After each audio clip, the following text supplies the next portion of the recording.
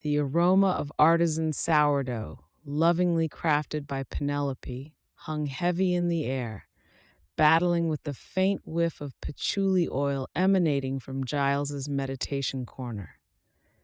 It was a typical Saturday morning in the meticulously curated life of Penelope and Giles, a life designed to scream middle class aspiration louder than a Jeremy Clarkson rant. Then Steve, the neighbor, rang the doorbell. Steve was Steve, a cardigan clad enigma with a perpetually cheerful disposition and an unsettlingly blank smile. He was the antithesis of everything Penelope and Giles held dear, a beige stain on their carefully painted world. "Morning," Steve boomed, his voice a jarring contrast to the gentle acoustic music usually gracing their ears. "Just popping by with some courgettes from the garden. Marvelous glut this year, simply marvelous." Penelope, speaking mid-sentence about the ethical implications of fair trade coffee, visibly recoiled.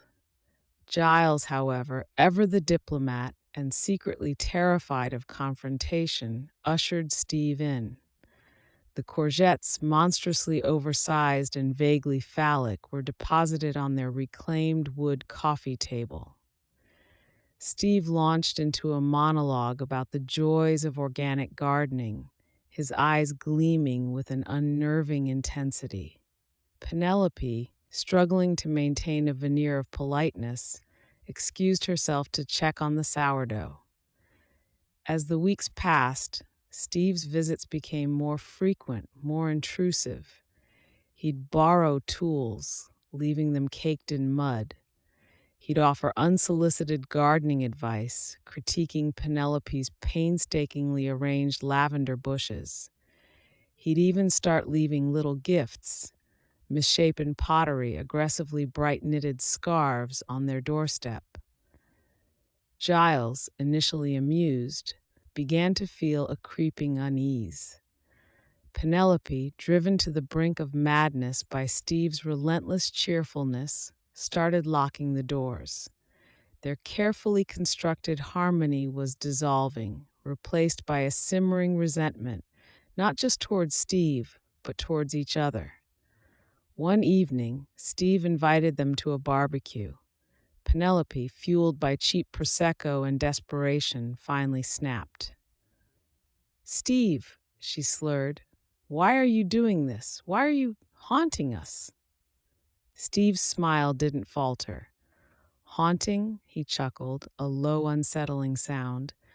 "Oh, my dears, I'm not haunting you. I'm just helping you appreciate the simpler things, like a good courgette or a nice, quiet life before." He trailed off, his eyes fixing on Giles, "before things get complicated." The barbecue smoke seemed to thicken, the laughter of the other guests fading into a distant hum. Penelope saw, for the first time, the glint of something sharp and calculating behind Steve's affable facade. He wasn't just a harmless neighbor, he was a predator, patiently dismantling their perfect world, one oversized courgette at a time. And they, trapped in their own self-imposed prison of good taste and ethical consumption, were utterly defenseless.